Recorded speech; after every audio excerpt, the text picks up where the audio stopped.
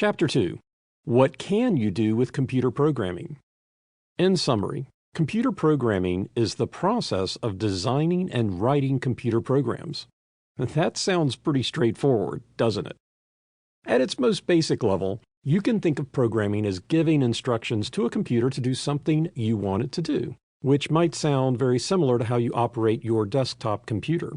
Simplistically, the only difference between what you are doing now as a computer user and what you might do as a computer programmer is that the instructions are saved somewhere so they can be used over and over. As a matter of fact, if you have used macros in a software program, like a word processor or spreadsheet, or countless other applications that are macro-enabled, you have already done computer programming of a sort. Programs can be as simple as a set of instructions stored in a text file for doing some mundane task, like making backups of all the computer files in a folder, or as complex as something like a word processor, or the operating system that your computer uses, which can require millions of lines of code. We need to understand that computers are generally just pieces of metal, plastic, silicon, and other materials stuck together in a way that allows them to do some amazing things that seem like thinking, can't actually think at all. But what they can do extremely well is follow instructions. So what are these instructions anyway? At the level that a computer understands, these have to be very precise, very detailed, and very complete step-by-step directions. And they must be in a form that the processor and other parts of the computer can understand, and that is as little electrical pulses which humans aren't capable of emitting, at least not at this time.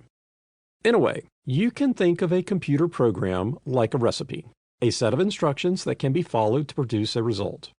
In the case of a recipe, the instructions are used by a human and can, therefore, be a bit descriptive, leaving out some of the details.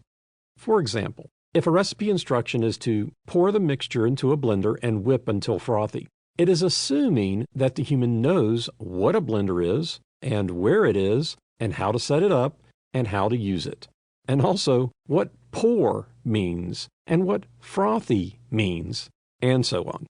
The human chef is expected to fill in the gaps. A computer can't do this. It has no idea what anything means, except for a few very simple instructions. The way we do this is to write instructions that can then be translated into something the computer can understand. The way to write instructions is called a programming language.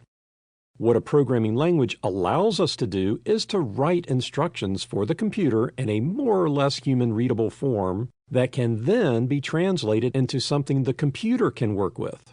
The human-readable instructions are typically called a code. Each line of human-readable code translates into thousands of detailed computer instructions.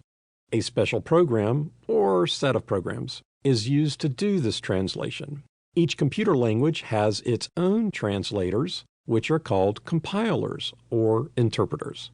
Once the translation is done, the result is stored in some form such as a file or set of files, or in computer memory in some cases. And each time the software is run, the computer will follow the instructions and, hopefully, the program will do whatever it is that it is supposed to be doing.